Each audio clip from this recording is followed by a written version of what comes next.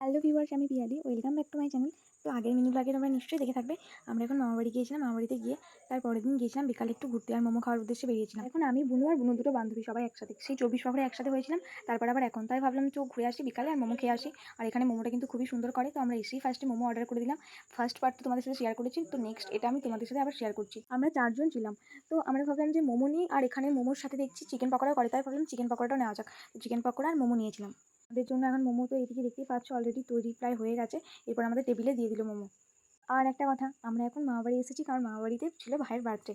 তো ভাইয়ের birthday celebrate করার জন্য মামাবাড়ি এসেছি।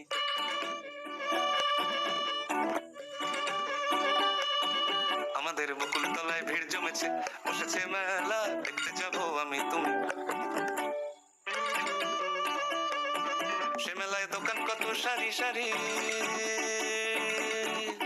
মাটির পুতুল রক। মোমো আর চিকেন পকোড়া টেস্টটা কিন্তু ভীষণ সুন্দর ছিল। তো তোমাদের এই মিনি ব্লগটা কেমন লাগলো ভিউয়ার্স, নেক্সট পার্ট পরের মিনি ব্লগে শেয়ার করবো। তো আজকের মতো বাই বাই।